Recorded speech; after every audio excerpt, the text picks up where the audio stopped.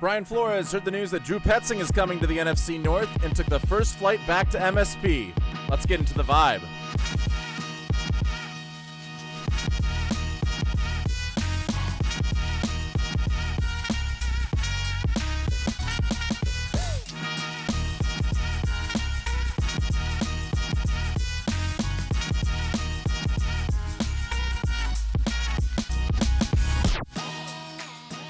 Welcome to another episode of the Vibe of the Vikings, where we catch the real feel of Minnesota Vikings football. I'm your host, Josh Kolodziejski, and it has been a week, one that is maybe a little bit less eventful than the Jordan Addison arrest that happened last week, and some of the thoughts and feelings about Brian Flores taking interviews with other teams, not only for head coaching positions, but defensive coordinators. We've got updates on both of those stories, plus a head coach is out not a head coach, but an assistant coach is out of Minnesota. We will talk about that and a little bit of drama with a former assistant coach who retired just last week. There's a lot to get into, but we will start with the most joyous and most important news, and that is that Brian Flores, the defensive coordinator of your Minnesota Vikings since 2023, is going to hopefully, if he doesn't get a head coaching job, be a defensive coordinator for the Minnesota Vikings in 2026. Now, he still is on the short list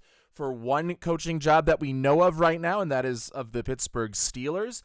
But the Minnesota Vikings signed Flores to an extension over this week, and that's a multi-year extension that will keep him in Minnesota if he does not land that Steelers head coaching job, or I guess any head coaching job that still is available. I believe there are 5 at the time that we recorded this here on Friday. So that's good news. I think that was from us here on the Vibe of the Vikings and the Great Duck Sports Network.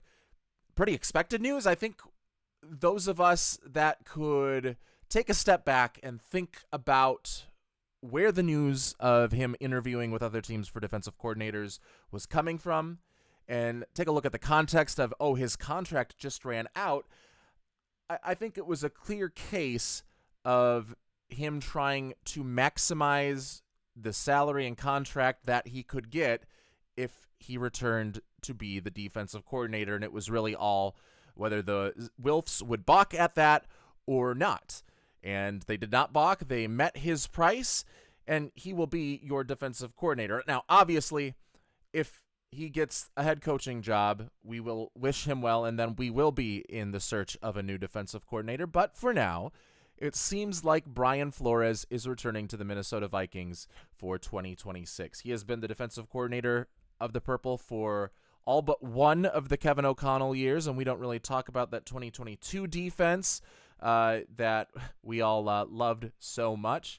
But Brian Flores took over in 2023 and immediately, even if it wasn't as effective at first, immediately made Minnesota into one of the top most entertaining places to watch Vikings defense, and it's just gotten better and better with that same aggression and some adjustments that he makes, and really culminating with that game against the Detroit Lions where Minnesota kicked Detroit out of the playoffs, or prevented them from getting into the playoffs, I should say, and we got to see an offense be completely inept and the Vikings still win a game by 2 possessions. That was the game you might remember that Max Brosmer had to start because J.J. McCarthy had hurt his hand the week before playing against the Giants.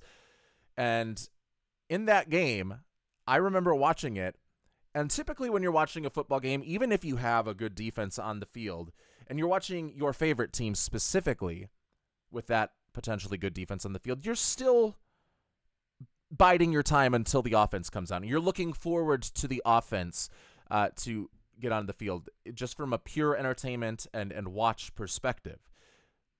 I think that was the first game where I wanted to see the defense on the field, and I wanted to see what they could do, where watching the offense felt more like a chore and was something that we had to do in order to get to the fun part, where typically I think it is vice versa. And that Lions game where the defense wrapped up a ton of sacks, got a ton of turnovers, and Minnesota ended up winning the game. I think 23-10 was the final score against an offense that throughout the first 2 years of the Flores Flores era had kind of owned Brian Flores. And now that they didn't have Ben Johnson, he was able to take full advantage and really work with all of the parts. And since he did get all of his parts back, because we remember Andrew Van Ginkel was injured in week 1, Blake Cashman was injured in week 1, and Eric Wilson became a revelation at linebacker.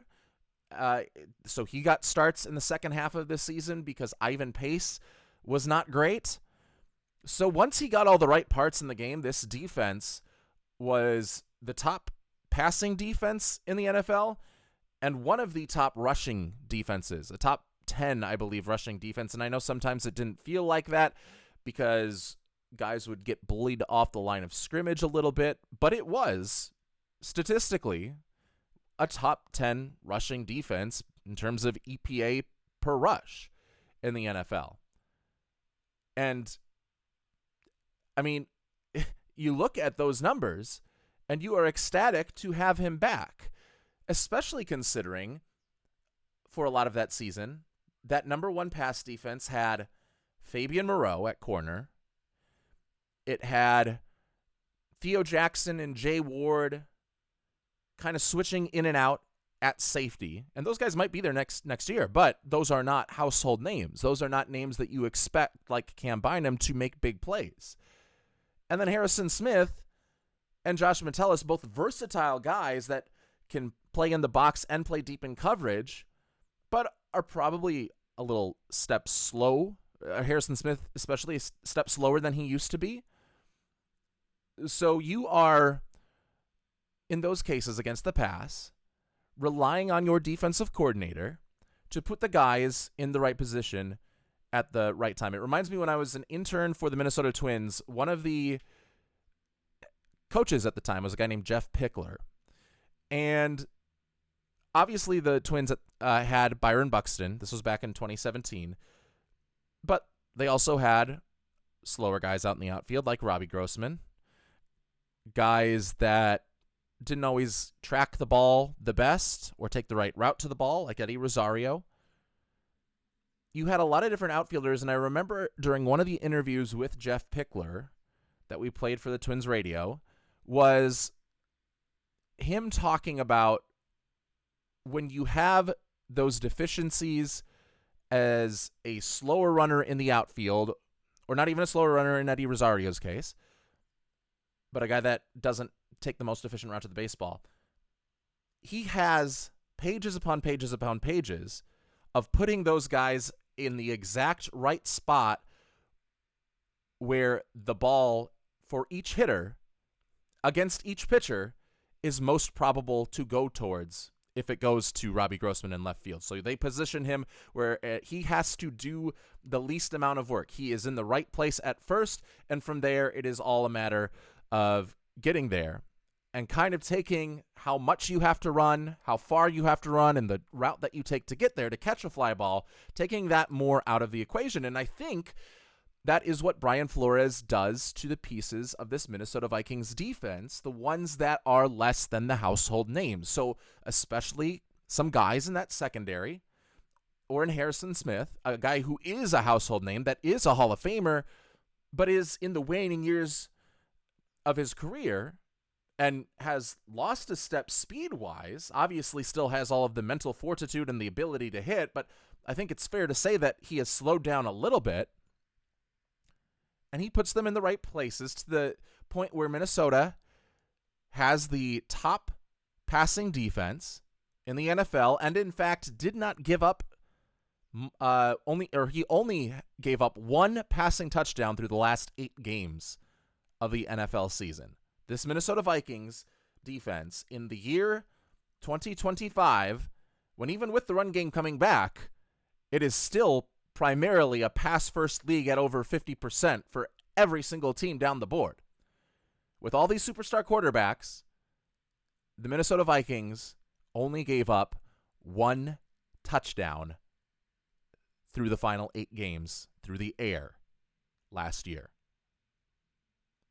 And credit is given to Brian Flores putting the guys in the secondary in optimal positions, in optimal coverages.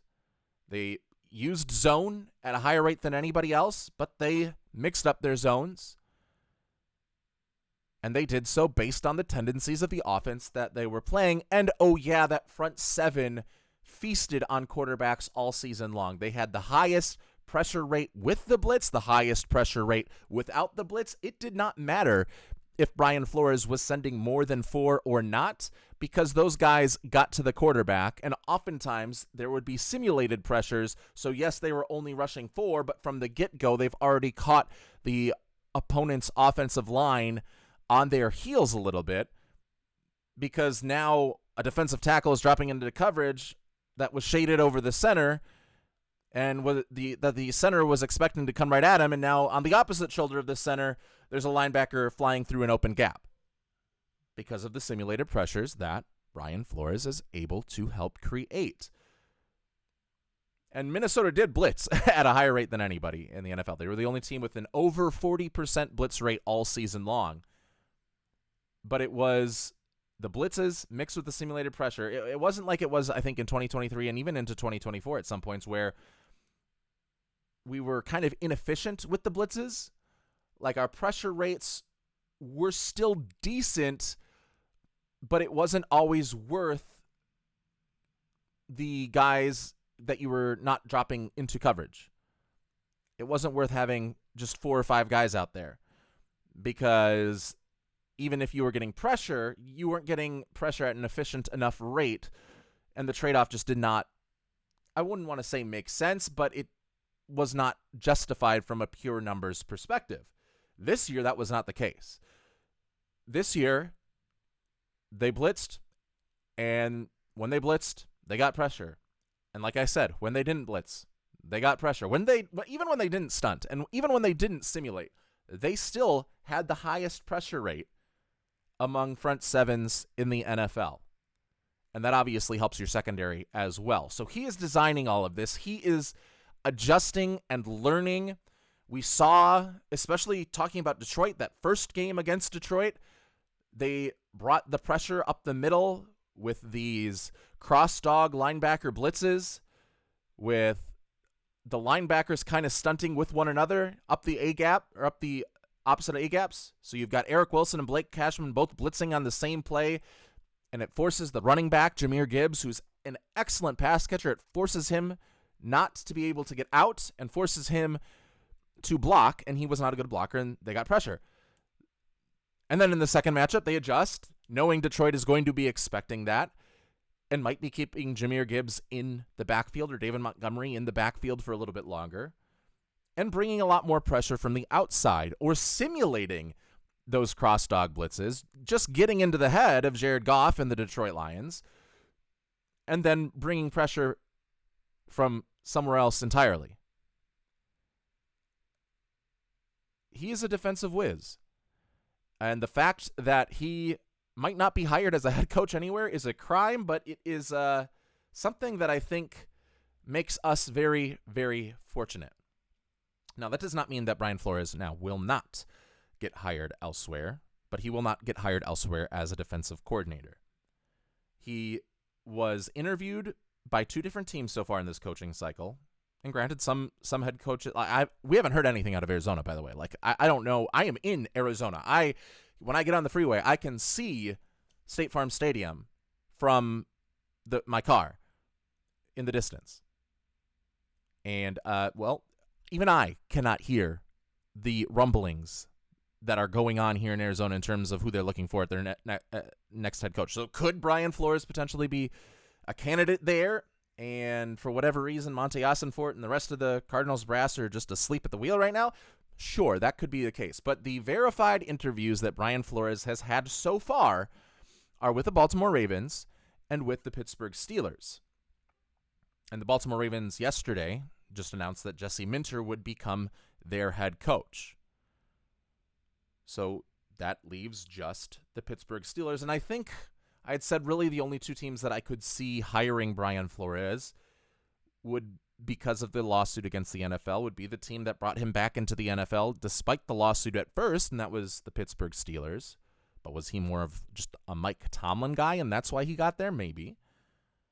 And then also with the relationship that he has with Tom Brady, the Las Vegas Raiders. But the Raiders have begun interviewing, have completed many of their interviews, and I think are into their second round of the interview process. Brian Flores' name has not popped up on that list. So I think right now it is safe to assume that it is only down now to the Pittsburgh Steelers. And I don't know if that's where he goes. I cannot say for certain that he will go there or not. One thing I do know, and we could be reading into this, is that he has had a second interview, but his first interview was via Zoom. And the Pittsburgh Steelers, on the publicly available list of head coaching candidates that they have interviewed both in Zoom and in person, include Brian Flores, obviously in person for that second one, but also include Anthony Weaver in person for his second interview. And this plays a bigger role because, according to the Rooney Rule, you need to interview two diverse candidates, is I think the exact wording of it, and they both need to be in-person interviews before you make your final hiring decision. That's why, like last year, when there was you may not remember this, but with the Jacksonville Jaguars, they were trying to hire Liam Cohen. Liam Cohen said, "No, I don't want to work under this general manager," because that general manager had worked in San Francisco and basically had gotten Jim Harbaugh fired and was always in power plays before he finally came to Jacksonville. Liam Cohen knew that and said that he did not want to work under that general manager. So he said that he was going back to Tampa Bay. Well, then the Jaguars fired that general manager, and they need to fulfill the Rooney Rule before they can hire Liam Cohen. And Liam Cohen is trying to now leave Tampa Bay in the middle of the night now that that position is open to him again without creating much of a fuss. And remember, there was he kind of disappeared. Nobody could get a hold of him. Todd Bowles tried to text him, and he said that I think one of his kids had a doctor's appointment, and that's why he was MIA. But also, at the time, while Liam Cohen was plotting his way up in a Game of Thrones-esque Littlefinger sort of plot, the Jaguars still needed to interview one more diverse candidate, and that had to be in person, so they couldn't just go on a quick Zoom call with somebody. They flew Patrick Graham in overnight so that Patrick Graham could interview technically for the job so that they could hire Liam Cohen quickly without causing more drama with the Tampa Bay Buccaneers. So that is kind of what happened in that case. And all that is to say that those two interviews need to be in person. It is not sufficient for them to be Zoom or virtual. And right now, Pittsburgh has just Anthony Weaver and Brian Flores as their two interview guys. So, if we saw Ejiro Evero make it to the next round of interviews, if we saw them bring in Mike McDaniel, we could certainly say that, okay, now Brian Flores is not just a Rooney Rule guy. And it kind of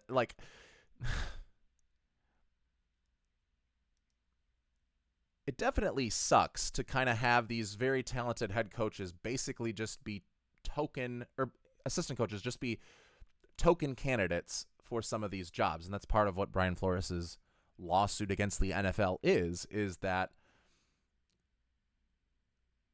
these guys are just being interviewed because teams need to fulfill the Rooney Rule. And obviously, the solution would not be to get rid of the Rooney Rule. But just as we digress here, there probably is a better solution that opens up more opportunities for head coaches of color and of other of gender, because women also are within that Rooney Rule category.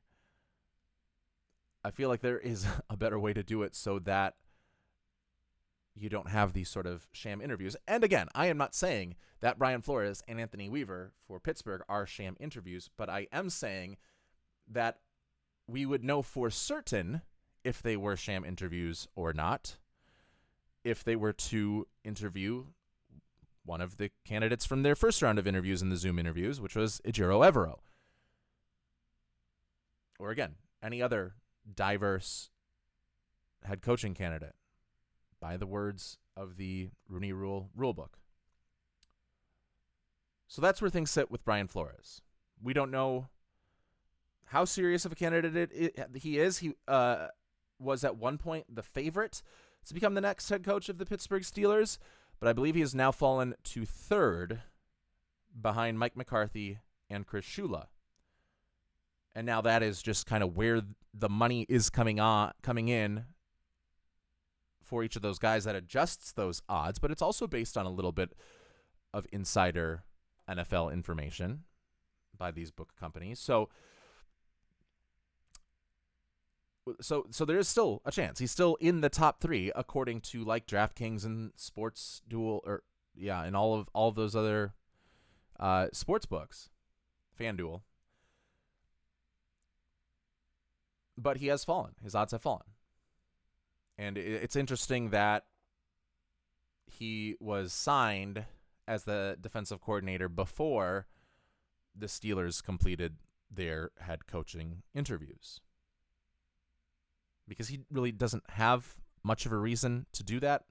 I think Minnesota would have waited for him no matter what. And really the only ones that benefit from him signing early are the Vikings, because now he is under contract in Minnesota. And if he is hired as a head coach somewhere else, the Vikings get 2 third-round comp picks, whereas I think if he was not under contract, which he technically wasn't, with his contract expiring at the end of the 2025 season, I think, don't hold me to this for sure, I think it's just 1 third-round comp pick if he had not been under contract and gotten a promotion somewhere else. So the timing is interesting because the Vikings are the only one that benefit from him signing early. And I think if he was more confident that he had a chance at the Steelers head coaching job, that he would let that process play out. But we shall see.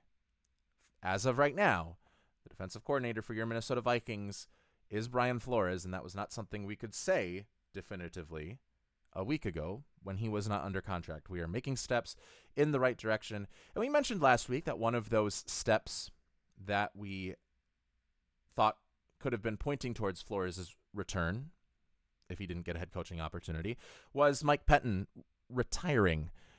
And the reason we thought that was interesting was because Mike Pettine, who is a positional coach and had the assistant head coach title, was in a position while with the team to block Brian Flores from earning a promotion. Obviously, Brian Flores could not get promoted to defensive coordinator and assistant head coach, but now with Mike Pettine stepping down, Brian Flores can also, along with the pay raise, get that extra title as well.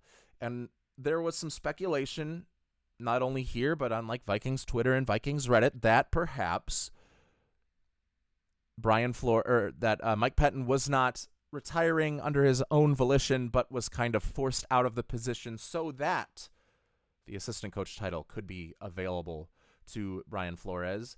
And I am starting to lean a little bit more in that way, because earlier today, Mike Pettine, former Cleveland Browns head coach, goes on to a Cleveland sports radio station. And he hints at, without getting too specific, a rift between him and Brian Flores. And I believe the words he said was that he's going to take the high road, but him and Brian Flores didn't seem see eye to eye. He's going to take a high road. Him and one of the top defensive coordinators in the NFL don't see eye to eye. Are we talking about the Mike Pettine that was living off of the success of Rex Ryan, a glorified defensive coordinator with the New York Jets, who saw his defense in the top 5 each year, but that was mostly just because Rex Ryan was calling plays, one of the modern day revolutionaries of NFL defenses, certainly was not letting Mike Pettine call plays. So I don't know if he can take credit for those top 10 defenses. Are we talking about the same Mike Pettine that went to the Cleveland Browns to be their head coach and saw his team go 10-22 in 2 seasons, which, I mean, maybe by Cleveland Browns standards is very good, Mike, but by the rest of the NFL standards, we have a little bit higher expectations for head coaches. And then are we talking about the same Mike Pettine that spent 3 years as the defensive coordinator of the Green Bay Packers, leading middling defenses for his entire time there, and getting run out of town faster than Dom Capers did? Dom Capers, who was not well loved amongst Green Bay Packers fans. Mike Pettine could only last 3 years there? With defenses in terms of yards, number 18, and number 9 from 2018 to 2020. Are we talking about that Mike Pettine? Because then I don't really care if you and him see eye to eye. I am, in fact, very happy that Brian Flores and Mike Pettine did not see eye to eye. So whatever sort of dig Mike Pettine is trying to make at the Minnesota Vikings and Brian Flores, I think it's a little bit ridiculous when he's going and making that dig against one of the top defensive coordinators in the league. Now, maybe the personalities clashed, or maybe you're just a little sad that you got forced out of a position before you wanted to retire, which I think is a little bit more of the case, because there was no issue that had bubbled up between Mike Pettine and Brian Flores. And now that we think of it, there was a lot of noise being made from the Vikings facility in terms of anonymous sourced, obviously all sources are typically going to be anonymous, but 2 beat reporters about, little slight hints of, there's something else going on here between Brian Flores and the Minnesota Vikings. Like I saw Score North talk about that. Without saying what it was, you've got like these little anti-Flores things coming up, and then Mike Pettine retires and Brian Flores comes back. To me, it seems like Mike Pettine was a little bit of an issue. So have fun on Cleveland Sports Talk Radio, Mike, and hope to see you never. Moving on. Another coach that is no longer with the team since we last spoke is a man by the name of Chris Cooper. He has been fired by the Minnesota Vikings, and he was their offensive line coach. He had previously been an assistant line coach with the Denver Broncos, not their top guy, but Kevin O'Connell brought him in when he became the head coach of the Vikings in 2022. And he has spent 4 years here with mixed results. And it kind of became one of the hot topic talkers, especially on Vikings Twitter and the like, that, okay, we have to get rid of Chris Cooper because the offensive line really has not lived up to expectations throughout the year. And we saw, Ed Ingram is looking good per the PFF grades. And,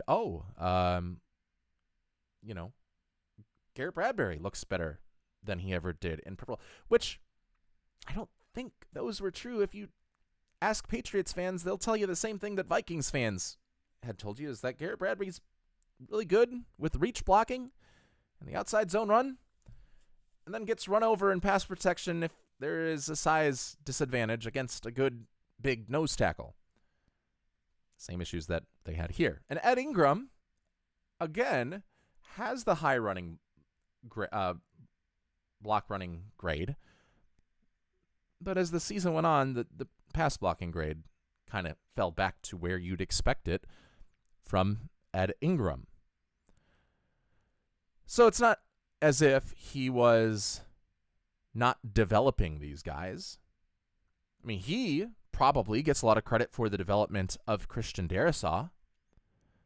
Darrisaw, who was drafted in 2021 but missed most of training camp and the start of the regular season with an injury, and then really became a big-time player in 2022, which would have been the first offseason with Chris Cooper as your offensive line coach. And I think we all liked what we saw from Donovan Jackson.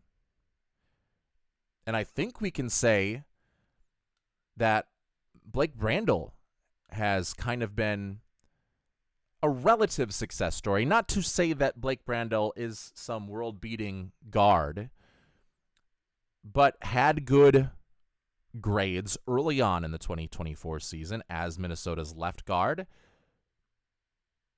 and then was made versatile enough to start at center when Ryan Kelly was out, and to sometimes beat out Michael Juergens for that backup center position. Sometimes Michael Juergens would get the role one game, and then it would be Blake Brandel. But even though it wasn't pretty at times, helping coach Blake Brandel into a versatile player that is valuable to us, because you're not going to get a total sieve at these positions, any positions along the offensive line, if only one offensive lineman goes out, because Blake Brandel has started full seasons and has played all three positions on the offensive line. Well, 5 positions, but tackle, guard, and center.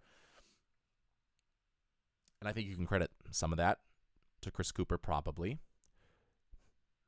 And we also saw Justin Skol make marketed improvements throughout the course of the season. He was bad in week 1, but guess what? As the season went on and he spent more time with Chris Cooper, he got better, and they were also giving him help to chip guys. But he was a much different player in week 18 than he was in week 1. All of that being said, I do not mind that the Vikings let go of Chris Cooper. I just think the Vikings as a fan base have been beating the drum a little bit too hard for that. And it all depends on the guy that replaces him as to whether this was the correct call or not. And there are a couple of offensive line coaches that I would prefer to have over Chris Cooper that are available, and I want to talk about 2 of them. One of them is a guy named Butch Barry, and he has been the Miami Dolphins offensive line coach, but it looks like the Dolphins have hired Jeff Hafley, and so they are not sticking with anyone from the other coaching staff, from the old Dolphins coaching staff. There's a chance that maybe Anthony Weaver could get the job, because the Dolphins, on those NFLPA surveys that come out every single year, the coaching staff, they always get high grades for, much like the Vikings do. They rival the Vikings in terms of who gets the best grades among the NFLPA. So I thought there was a chance maybe Anthony Weaver would step in so that you have the continuity of well-liked coaches by that team, and they opted not to do that. And in that case, I think that makes Butch Barry very much available, unless I am missing something. And then the other guy is Dwayne Ledford, who had previously been the Atlanta Falcons, but Kevin Stefanski taking over as head coach there, he's replacing him with Bill Callahan, who was at one time a legendary offensive head coach. And I guess you never lose that legendary title, but I think the world catches up to you, and I think that probably was a mistake, because Bill Callahan was with his son, Brian Callahan, in Tennessee, and they couldn't develop J.C. Latham, and as soon as they get fired and canned, J.C. Latham looks pretty good. Okay, maybe that's not all on Bill Callahan, but I think it probably is a mistake, because Dwayne Ledford not only was the Falcons' offensive line coach, but he was also their running game coordinator. So I think both of those guys would be my top 2 options for the new offensive line coach of the Minnesota Vikings, and hopefully we can get them and be competitive and open up the pocketbook a little bit. Maybe not Butch Barry. Maybe he's not on the table because Mike McDaniel is getting hired as the offensive coordinator for the Chargers, and he wants to bring him in. Or maybe Jim Harbaugh has his own guy that he wants to keep around, but there's a chance that Butch Barry could just go to Los Angeles. Both of these guys are going to be highly coveted for teams that are needing offensive line coaches, but I think we can be a competitive suitor for these guys. I want to talk about the pros of each of them. Butch Barry is excellent at developing offensive linemen.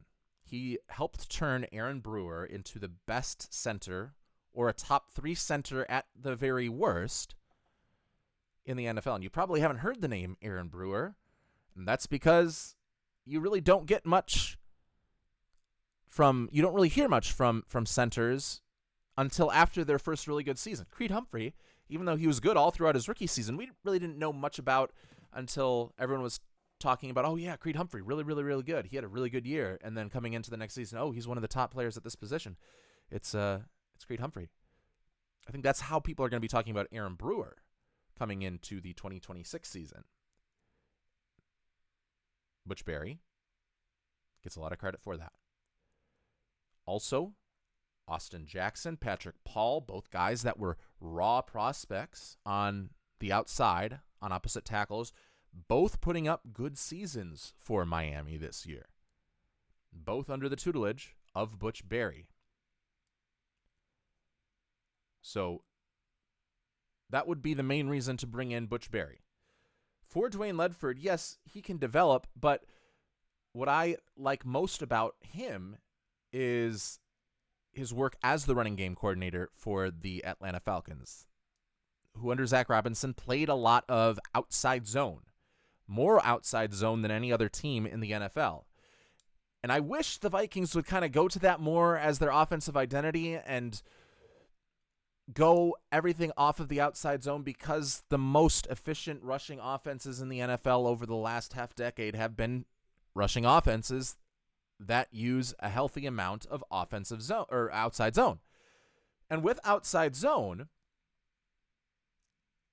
Ledford, using that as his fastball, paired it up with a pretty nasty changeup with some of these power and pull and counter runs, where those actually had the highest efficiency because he would time them up well and break tendency at just the right time to get everyone flowing one way on the defense.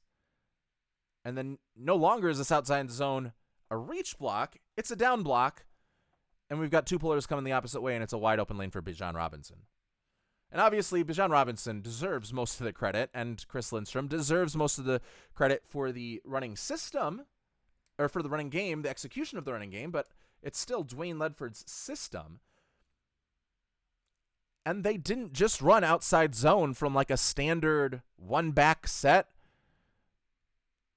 from an offensive line personnel set that looked the same each and every time. No, they would get to outside zone in various ways, motioning Bijan Robinson in from being the wide receiver into the backfield, and sometimes getting him stagnant, sometimes getting him kind of like a jet sweep on the run with his orbit motion, bringing in fullbacks to kick out players, motioning them in from the wide receivers.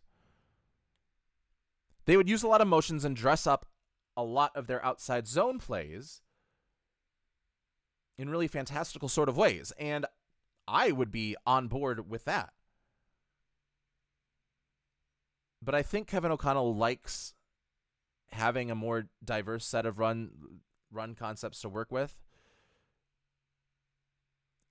And I think you want to bring in the guy that can help develop the offensive linemen to run all of those systems so that you get duo, you get man blocking, you get powers, you get counters, you get pullers, you get both outside and inside zone. I think that is what Kevin O'Connell prefers.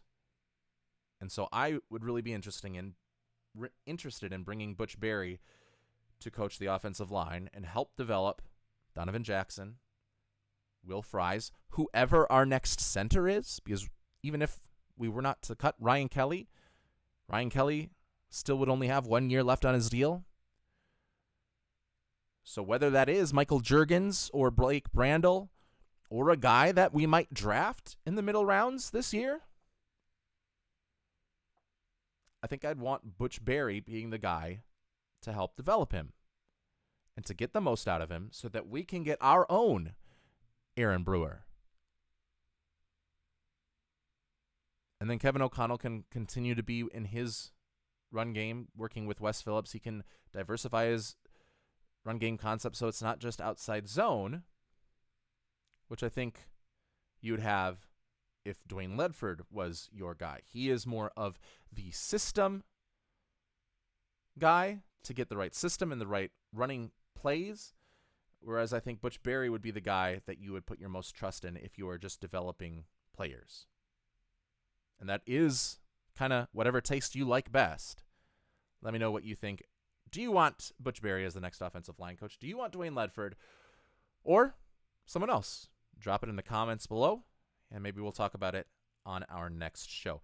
And finally today, we're going to have a little exercise in what the Minnesota Vikings should do this offseason. And I think this is going to be a recurring segment at the end of each show where we go step by step through the offseason process.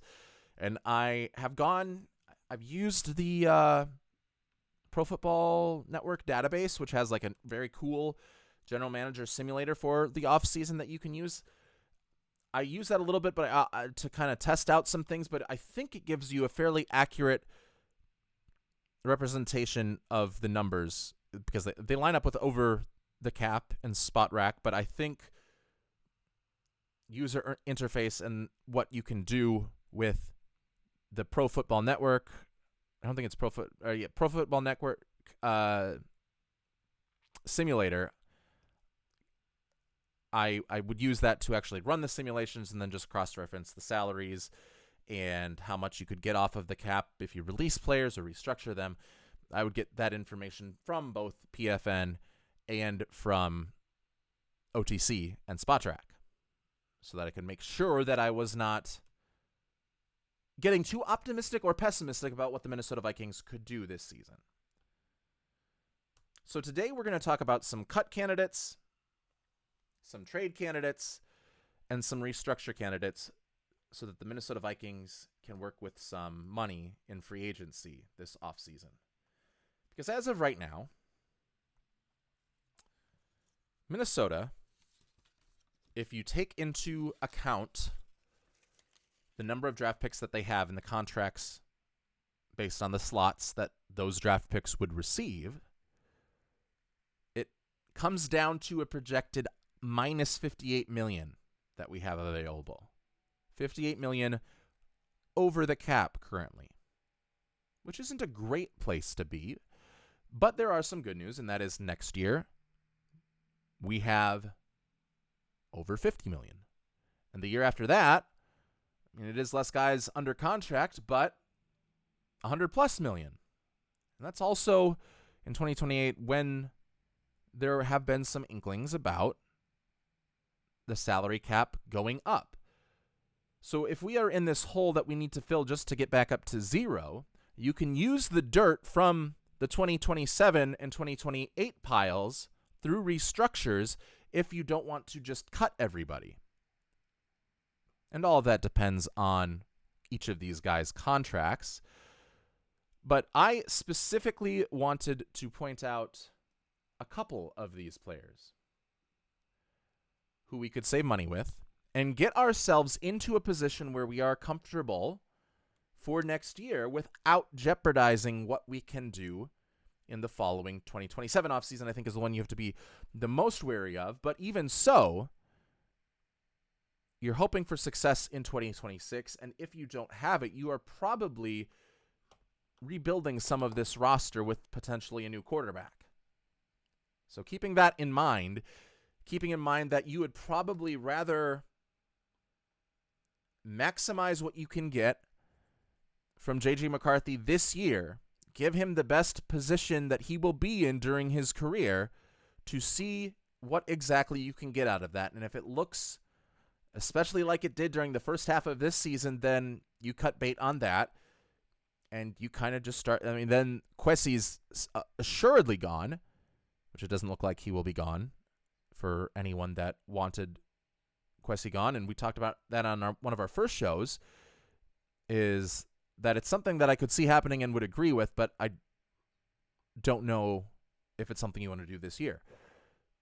And they have, obviously, as of right now, decided not to let go of Kwesi Adofo-Mensah. But if things look like for J.J. McCarthy that they did in the first half of this season before his concussion injury, and maybe it's just like, in Rookie of the Year when Henry Rowan Gardner falls and breaks his arm, and then by the time it's healed, he has a 105-mile-per-hour fastball. Maybe that's what the concussion did for J.J. McCarthy. Allowed him to kind of empty his head a little bit at the expense of his future well-being, unfortunately. So let's go through this list.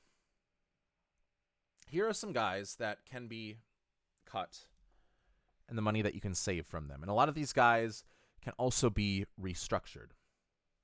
If I'm the Minnesota Vikings and I am trying to get down from over $58 million in cap space to now a positive amount of cap space, then I am going to want to cut Javon Hargrave.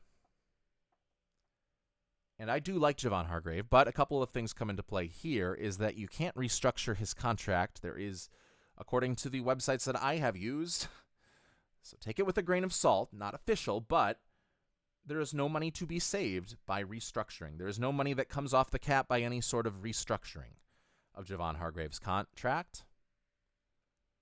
And you can save $10.9 million by cutting him.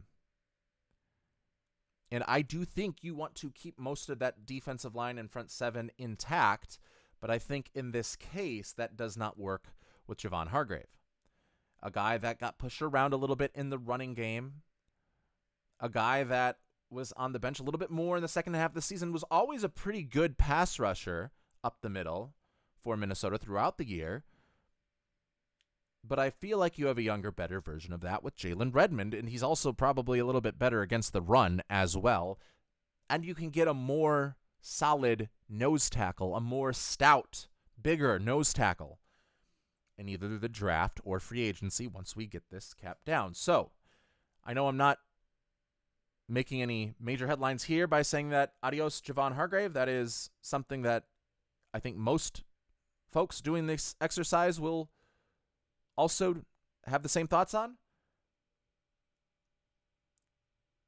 And thank you for your year of service here and best of luck elsewhere, but we're going to take that near $11 million in cap savings. I am not, however, going to cut Jonathan Allen. One, because I think he had a better season. And two, because there is money to be saved via a restructure here. And you can restructure his contract, which means we are, through signing bonuses and through deferred and void years, going into the 2027 and 2028 big pile of dirt that we have from under the cap and using it to fill in this hole that we have in 2026 a little bit more. And that's what we're going to do. We're going to save $8.5 million by restructuring Jonathan Allen so that we can get ourselves closer to baseline. And in fact, by the end of this exercise, have a lot of money to spend.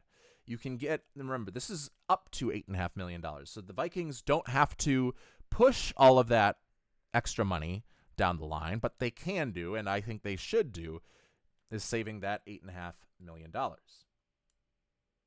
And just paying it into, I mean, even if it's 2028, again, there might be a dramatic spike in salary cap. I think that's what the Packers have been banking on with the contracts that Micah Parsons and Jordan Love both have. Because once 2027 is up, that Packers Super Bowl window becomes a lot tighter because you're not able to bring in as many free agents or trades, and you're kind of going to be a little bit more paralyzed by the cap. Obviously, no one is ever fully paralyzed because you can always pull into next year, but it makes everything else a little bit more difficult. It makes roster decisions a little bit more difficult for Green Bay. Another guy I'm cutting is Aaron Jones. And it does pain me to say that because I do love Aaron Jones as a leader. I do love Aaron Jones still as a player. He got off to a slow start this year and then had a couple of injuries. But Jordan Mason looked really good a lot of the times when he was on the field. And I don't think he brings that same sort of passing game element and isn't great at pass protecting. But you can save $7.7 million And I think you can get maybe a bit of a cheaper option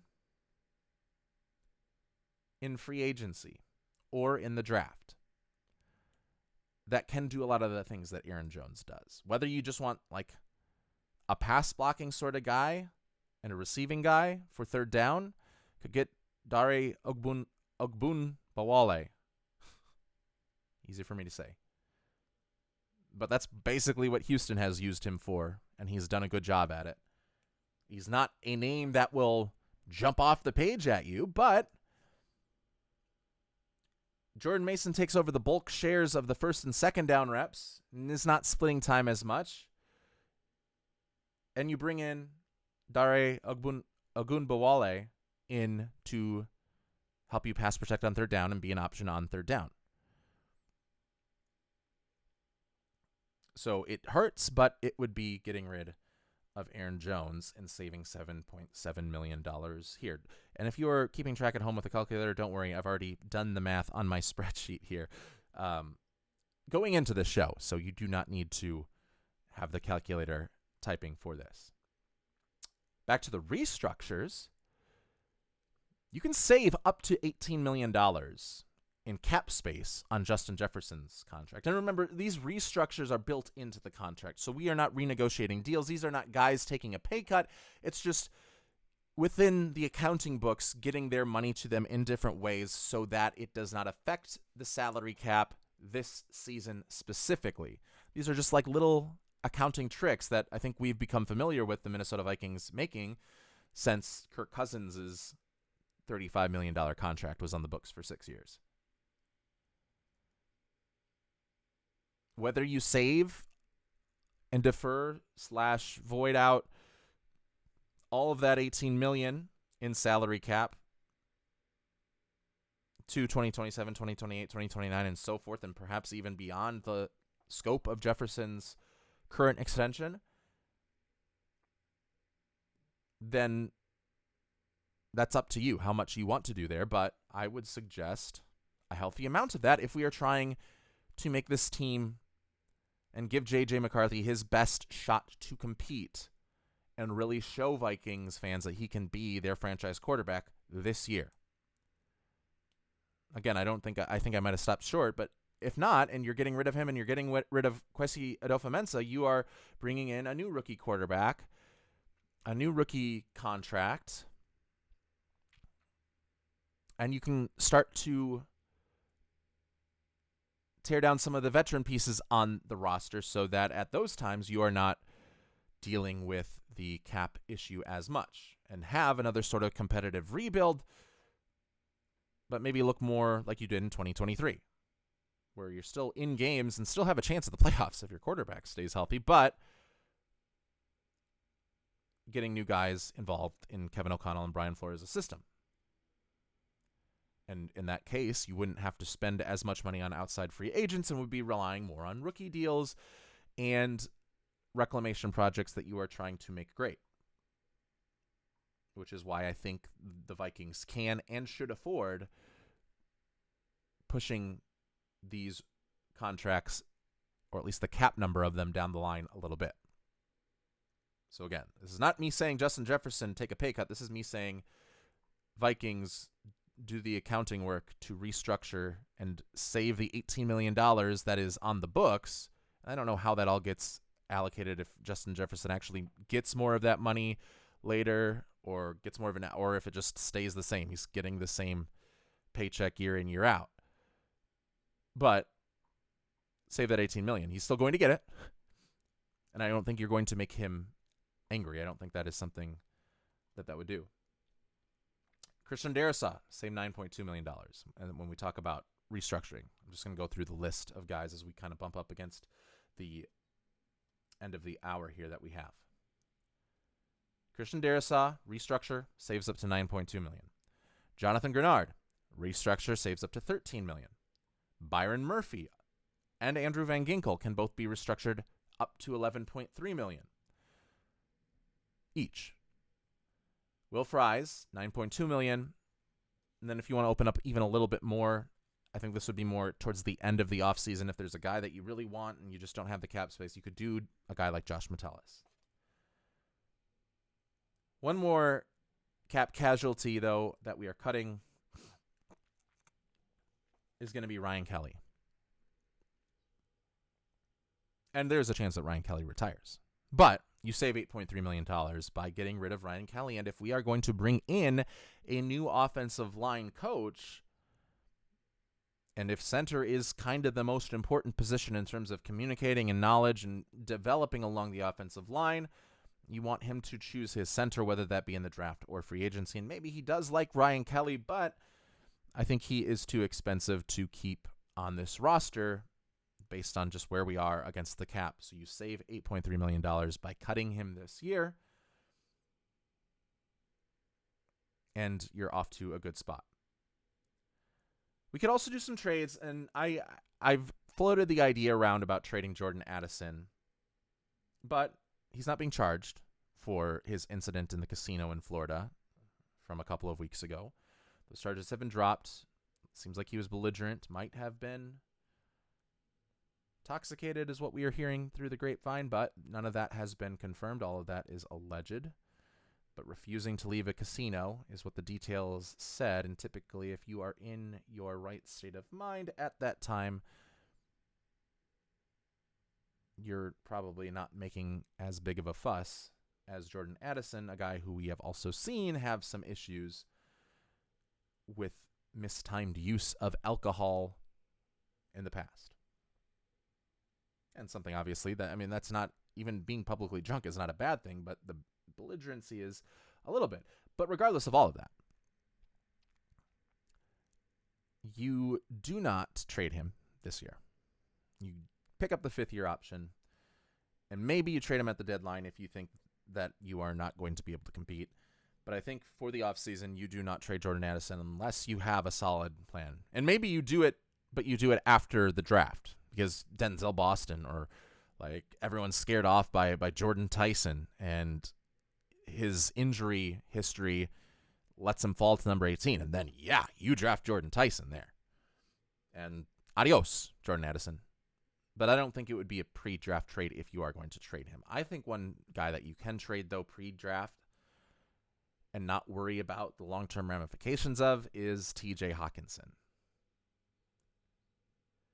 With Hockenson, whether you trade him, cut him, or restructure him, it saves all about the same, around $8 to $9 million.